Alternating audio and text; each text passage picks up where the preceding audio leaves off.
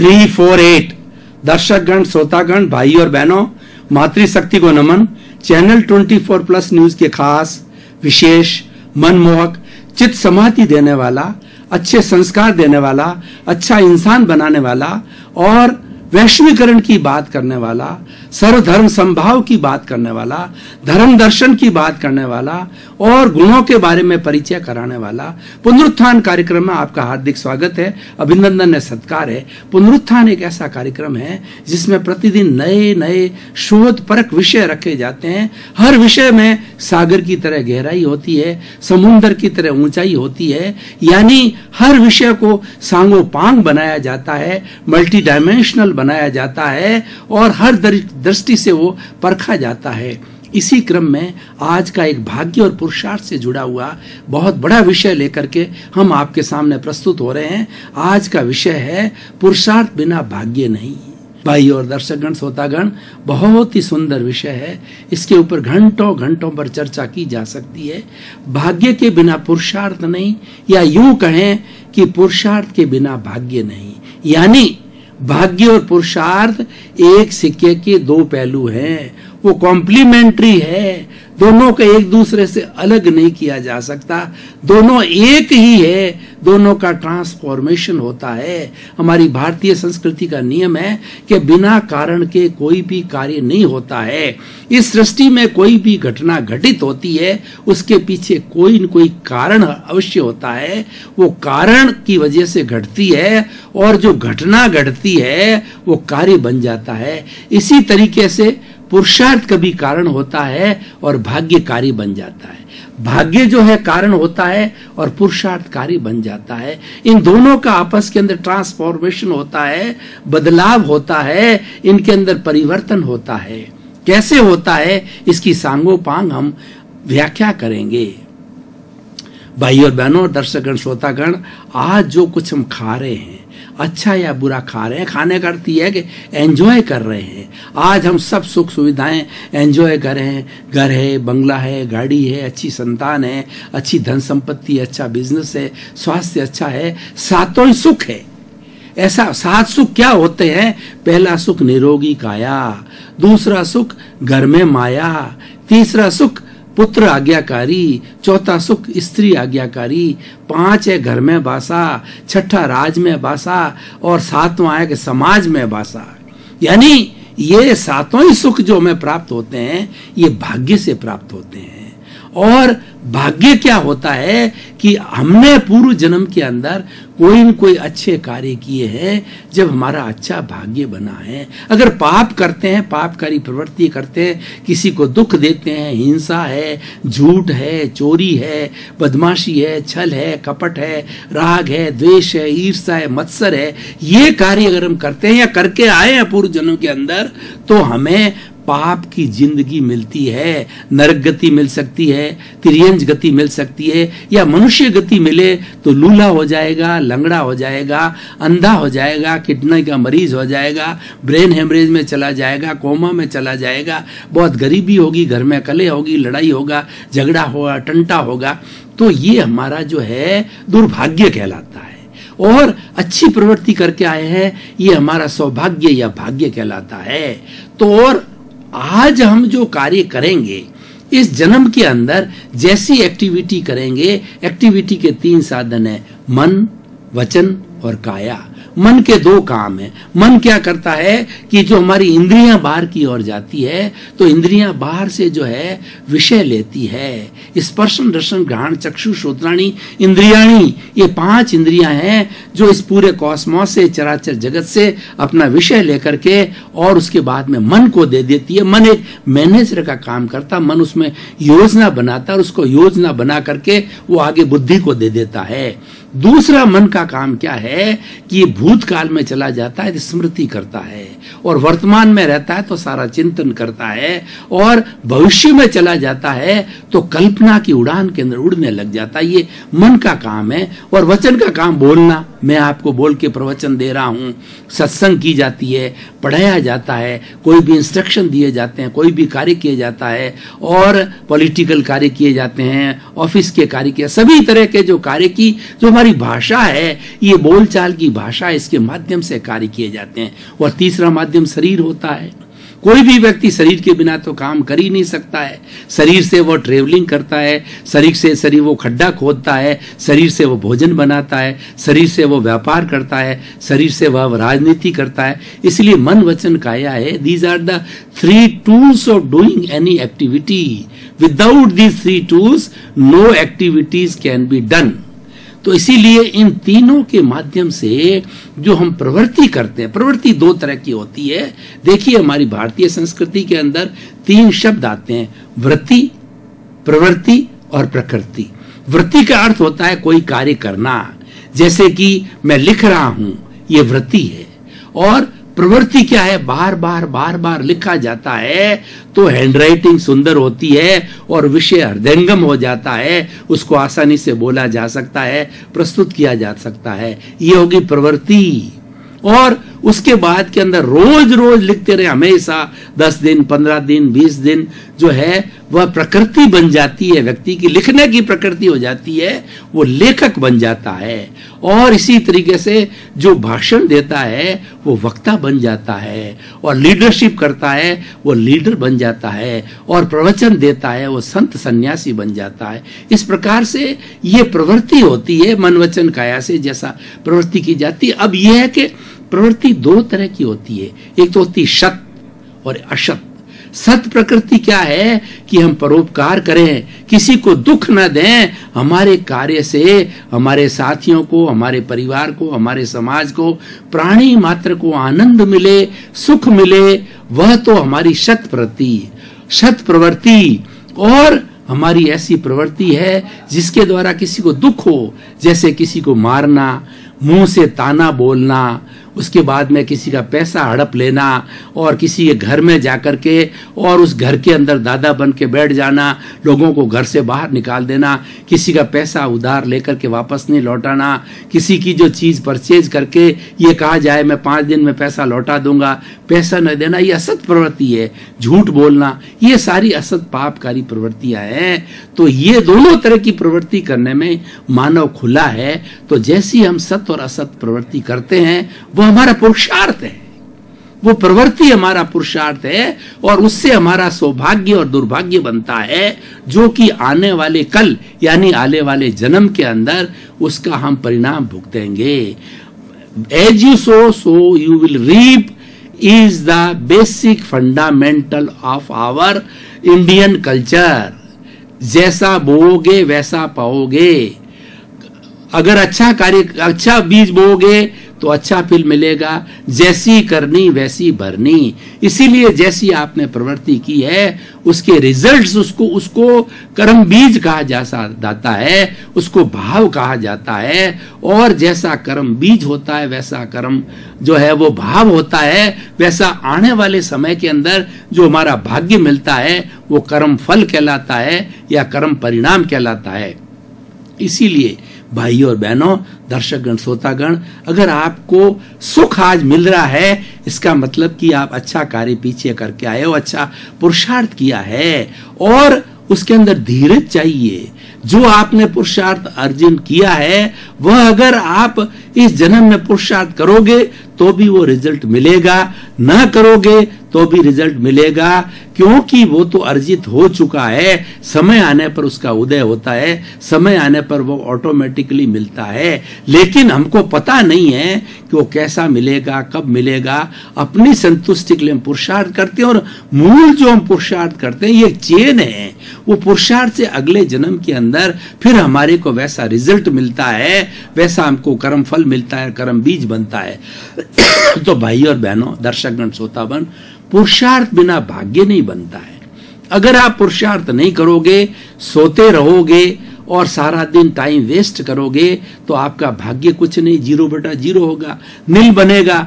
तो आने वाले समय के अंदर आपको कुछ भी हासिल नहीं होना है। कई ऐसे लोग होते हैं जो कि कुंभकर्ण की तरह नींद के अंदर ही सोए रहते हैं। कुंभकर्ण 6 महीने नींद लेता था और 6 महीने जो है वह भोजन करता था या दूसरी प्रवृत्तियां करता था।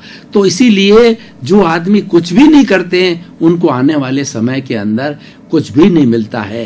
तो बहुत ही आज का सुंदर विषय है कि जैसा हम करेंगे वैसा हम पाएंगे। अच्छा पुरुषार्थ करेंगे, अच्छा भाग्य बनेगा। और आज जो हमें अच्छा मिल रहा है वो अच्छे पुरुषार्थ की वजह से मिल रहा है। अच्छा जो भाग्य हमने पिछले जन्म में किया था वो आज मिल रहा है। यानी बीते कल का पुरुषार्थ आज का भाग्य है और आज का पुरुषार्थ आने वाले कल यानी आने वाले जन्म का भाग्य है। तो ये क्या होता है कि ये चेन चलती रहती है। कल बीते हुए कल का जो पुरुषार्थ था वो कारण है और आज जो हमारा भाग्य बना है वो कार्य हो गया। और आज हम पुरुषार्थ कर रहे हैं ये कारण बन रहा है। आने वाले कल यानी आने वाले जन्म के अंदर वो हमारा भाग्य बनेगा, वो कारण बनेगा। इसलिए कार्य और कारण की ये चेन हमेशा चलती रहती है। तो भाइयों और बहनों, दर्शकगण, श्रोतागण, मैं इस एपिसोड को आज के परिप्रेक्ष्य में देखना चाहता हूं कि आज के परिप्रेक्ष्य के अंदर ये एपिसोड, ये विषय जो है भाग्य और पुरुषार्थ का हमारे लोगों के बीच के अंदर, चराचर जगत के अंदर और मानव जाति के अंदर कैसे लागू होता है। तो मैं कहना चाहूंगा कि ये बिल्कुल सटीक लागू होता है, क्योंकि पुरुषार्थ बिना भाग्य नहीं है। This is a universal law, this is a सार्वभौम सत्य और ये दिस इज ए त्रैकालिक, इट इज इटर्नल। ये हर युग के अंदर चलता रहता है, हर समय के अंदर चलता रहता है। तो इसीलिए ये हमको शिक्षा देता है आज का विषय कि हमें सत्कार्य करना चाहिए ताकि आने वाले समय के अंदर हमें अच्छा भाग्य मिल सके, अच्छी सुविधाएं मिल सके, अच्छा कैरियर मिल सके। आज का युग मेरिट का युग है।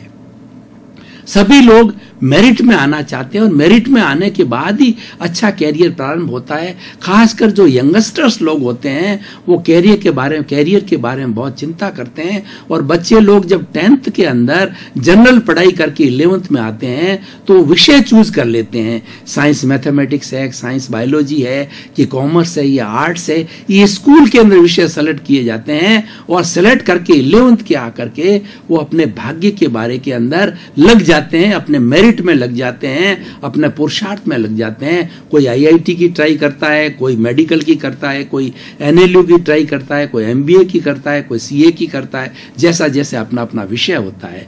तो ये सारा जमाना जो है मेरिट का जमाना है। तो आज के उसके युग के अंदर तो ये पुरुषार्थ और भाग्य का जो है बहुत ही फॉर्मूला सटीक बैठता है और सबके लिए उपयोगी है। और हमारी बोलचाल की भाषा में कहा जाता है कि तकदीर और तजवीज दोनों मिलते हैं जब सफलता मिलती है। तकदीर हमारा भाग्य है, तजवीज हमारा पुरुषार्थ है, यानी दोनों करो। अब भाग्य है वो तो ईडन है और पुरुषार्थ हमारे सामने, पुरुषार्थ दिखता है, भाग्य दिखता नहीं है, लेकिन भाग्य अपना रोल अदा करता है। इसीलिए आपने कठपुतली का खेल देखा होगा।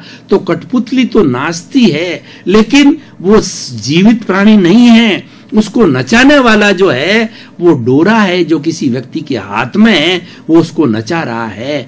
तो हमें भी जो नचाता है इस जीवन के अंदर, भाग्य नचाता है और उस भाग्य के अनुरूप ही हमें रिजल्ट मिलते हैं। और हम जो पुरुषार्थ करते हैं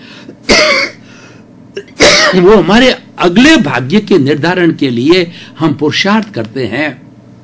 और पुरुषार्थ वैसे भी किया जाना चाहिए, बिना पुरुषार्थ के हमारा भाग्य भी जो है वो फलीभूत नहीं होता है। इसके लिए मैं उदाहरण बताना चाहता हूं कि एक राजा के 2 बेटे थे, यानी राजकुमार थे। तो एक ज्योतिष ने उनको, दोनों राजकुमारों में से बड़े राजकुमार को ये कहा कि तुम तो राजा बनोगे, और छोटे राजकुमार की कुंडली देख करके कहा कि तुम्हारे तो फांसी लगेगी। अब बड़े राजकुमार को बोला कि तुम तो राजा बनोगे, तो ओवर कॉन्फिडेंट हो गया। तो उसने क्या किया कि वह वो बिल्कुल जो है वो कहना चाहिए उछंकल होकर के और अपने जीवन के अंदर खाना पीना ऐश आराम उसके अंदर अपनी एबिलिटी को नहीं बढ़ाया कि भाई राजा बनूंगा तो मुझे अपनी एबिलिटी, मेरा अनुभव, मेरी योग्यता तो मुझे बढ़ानी चाहिए, वो नहीं करके उसके विरुद्ध जो है वो आचरण में चला गया। और जिस बेचारे छोटे राजकुमार को ये कहा था कि तुम्हें फांसी लगेगी, उसी क्षण से उसने कहा कि मुझे तो फांसी लगने वाली है, तो इसीलिए मेरे जीवन का जो कल्याण करना है उस फांसी को मुझे टालना, ईश्वर से प्रार्थना करने लग गया और ईश्वर प्राणिधान करने लग गया, ईश्वर की भक्ति करने लग गया। तो करते करते क्या हुआ कि उसका जो अशुद्ध जो कर्म था फांसी लगने का धीरे धीरे डाइल्यूट होने लग गया। और बड़े राजकुमार का जो जो भाग्य था राजा बनने था, और क्योंकि उसने खराब प्रवृत्तियों को अपना लिया तो वो भी डाइल्यूट होने लग गया। यानी हमारा भाग्य भी जो है वो ट्रांसफॉर्मर किया जा सकता है। ये हाथ की रेखाएं कहते हैं कि भाग्य को बदल सकती है। तो धीरे धीरे क्या होता है कि जब राजा बनने का समय आया तो उसने सारा अपना पुण्य था वो धीरे धीरे अय्याशी के अंदर, ऐश आराम के अंदर खत्म कर दिया, और समय आया तो वो राजा नहीं बन सका, राजा कोई और बन गया। अब दूसरा उसके सूली का समय आया, क्योंकि उसने शुद्धिकरण किया तो अब थोड़ा सा उसके कष्ट बाकी बचा हुआ था। तो एक बड़ा जो है वो सूल टाइप जो है ना कांटा उसके जो है पैर के अंदर लग गया और बहुत खून बहने लगा। यानी शूली है वो शूल के अंदर बदल गई, और राजा का जो पद था वह रंक के पद के अंदर बदल गया। यानी कि हम अपने सत प्रयत्न से दुर्भाग्य को भी सौभाग्य के अंदर बदल सकते हैं, क्योंकि मनुष्य के अंदर ऊर्जा होती है, पावर होता है, भाग्य को भी बदला जा सकता है। इसलिए भाइयों और बहनों, दर्शकगण, श्रोतागण, हमें निष्कर्ष के अंदर यह बात कहना चाहूंगा, और खास करके हमारे युवा पीढ़ी जो कि आज हिंदुस्तान में 80 करोड़ युवा हैं, तो उन लोगों को कहना चाहूंगा कि भाग्य के भरोसे नहीं रहना है। हमारी भारतीय संस्कृति पुरुषार्थ प्रधान है, भाग्य अपनी जगह है, मैं भाग्य को नकारता नहीं हूं, भाग्य बहुत बड़ा फैक्टर है और भाग्य के सारे बहुत मिलता है। हम देख रहे हैं कि लोग बिल्कुल आराम करते हैं, कोई भी मेहनत नहीं करते हैं, बड़ी बड़ी अटालिका के अंदर रहते हैं, और करोड़पति या अरबपति और बेचारा एक जो खड्डा खोदता है 8-8, 10-10, 12-12 घंटे कठिन परिश्रम करता, पसीना बहाता है, और वो 500-1000 रुपए से ज्यादा प्रतिदिन नहीं कमा पाता है। भाग्य को मैं नहीं नकारता, लेकिन प्रश्न ये है कि हमारी संस्कृति पुरुषार्थ प्रधान है क्योंकि भाग्य को बनाने वाला कौन है? भाग्य को बनाने वाला पुरुषार्थ है। इसीलिए मैं मेरे युवा बंधुओं को कहना चाहूंगा कि तुम शत पुरुषार्थ करो। जिस किसी भी लाइन के अंदर हो, स्टडी कर रहे हो या अपने प्रोफेशन में लगे हो, नौकरी कर रहे हो, एडमिनिस्ट्रेटर हो, आईएएस हो, आईपीसी हो, कुछ भी, किसान हो, मजदूर हो, और दूसरा क्या है वणिक वर्ग के लोग हो, कोई भी हो, शत पुरुषार्थ करो। शत पुरुषार्थ क्या होता है कि प्राप्त मन वचन का ऐसे जगत के किसी भी जीव को किंचित मात्र भी दुख ना हो, ईश्वर मुझे ऐसी शक्ति दे, जागृति दे। सच्चा पुरुषार्थ वह है कि हमारी प्रवृत्ति से इस चराचर जगत के अंदर 84 लाख जीवा योनि है, किसी भी व्यक्ति को दुख नहीं, किसी भी प्राणी को, व्यक्ति को नहीं, प्राणी को भी दुख नहीं होना चाहिए। हम पानी गिराते हैं, हमें जरूरत होती है 2 लीटर की और हम 1000 लीटर पानी बहाते हैं, तो पानी स्वयं अपने आप में जीव, उसमें आत्मा है, वो हम कष्ट कर रहे हैं, पाप कर रहे हैं, हम हिंसा कर रहे हैं, तो दुख का कारण है। हमारा शरीर है, हमारा परिवार है, हमारा घर है, हमें चीजों की आवश्यकता, लेकिन उपयोग उतना ही करो कि जितनी की आपकी आवश्यकता वो नीड कहलाती है। इसीलिए कहा गया विवेके धम्म माइये। आपका पंखा चल रहा है, पंखा के अंदर वायु काय के जीव हैं, वो स्वयं आत्मा है, उस पंखे से वायु काय के जीव मरते हैं। गर्मी है, आप सहन नहीं कर सकते, पंखा चलाना जरूरी है, लेकिन प्रश्न यह है कि 24 घंटे पंखा को आप स्विच ऑफ करो ही नहीं, तो ये क्या है कि ये बहुत बड़ा जो है एक दूसरे जीवों की हिंसा का काम है, जीवों को दुख देने का काम है। आप व्यापारी हो, आप लोगों को ठगते हो, देते कुछ हो, करते कुछ हो, और आप पॉलिटिशियन हो, लोगों को धोखा देते हो, लोगों की कुछ अपेक्षाएं होती कि हमारा भला करेंगे, लेकिन मात्र जो आप बूते देते हो और कोई कार्य नहीं करते हो। और पढ़ाने वाला पढ़ाई नहीं करता, जज होता है वो घूस ले लेता है और गलत स्टेटमेंट दे देता है। इसका मतलब कोई भी जो गलत कार्य करना है वो दूसरे को कष्ट देना, ये मान के चलो कि हम कोई भी इमोरल कार्य करेंगे उसके अंदर किसी न किसी का दुख जरूर होगा। इसीलिए हम कार्य करें, सत्य प्रवृत्ति करें, ऐसा कार्य करें जिससे कि दूसरे को फायदा हो, दूसरे को कष्ट न हो। हम पड़ोस के अंदर रह रहे हैं तो हमें हमारा कार्यकलाप ऐसा होना चाहिए कि हमारे पड़ोसी को कोई कष्ट न हो। हम उनकी बातचीत के अंदर उनके साथ में अच्छा व्यवहार करें, पानी निकालने की दृष्टि से, वाहन निकालने की दृष्टि से, घर के अंदर आवाज करने की दृष्टि से, उसको अगले के पास वाले को कोई भी कष्ट नहीं होना, उसको सुकून होना चाहिए, शांति मिलनी चाहिए। ये सत प्रवृत्ति है। तो भाई और बहनों, दर्शकगण, श्रोतागण, बहुत ही सुंदर विषय है। इस व्यक्ति को हर एक को पालन करना चाहिए। और अगर पुरुषार्थ को प्रधानता दे देता है तो ये 7 अरब की जो जनसंख्या जो कॉस्मोस में है, बहुत छोटी सी जनसंख्या है, क्योंकि इस पूरे कॉस्मोस में जो है वो 74 लाख जीवा योनि और वो अनंत जीव है, अनंत आत्माएं। दर्शकगण, श्रोतागण, भाई और बहनों, आपका बहुत बहुत धन्यवाद। आप पुनरुत्थान कार्यक्रम बड़ी दिलचस्पी से देख रहे हो, इसीलिए पुनरुत्थान कार्यक्रम आज टॉक ऑफ द टाउन मिल रहा है। चैनल 24 के पास में बराबर फीडिंग आ रही है। ये कार्यक्रम अच्छा हो रहा है, लोगों को पसंद आ रहा है, लोगों में परिवर्तन आ रहा है, लोगों को शिक्षा मिल रही, लोगों को संस्कार मिल रही। और हमारा इस पुनरुत्थान का उद्देश्य भी है सर्वे भवन्तु सुखिनः सर्वे भवन्तु निरामया। इसी क्रम में आपका जीवन आनंदमय हो, मंगलमय हो, सुखमय हो। आपके प्रति बहुत बहुत शुभकामनाएं।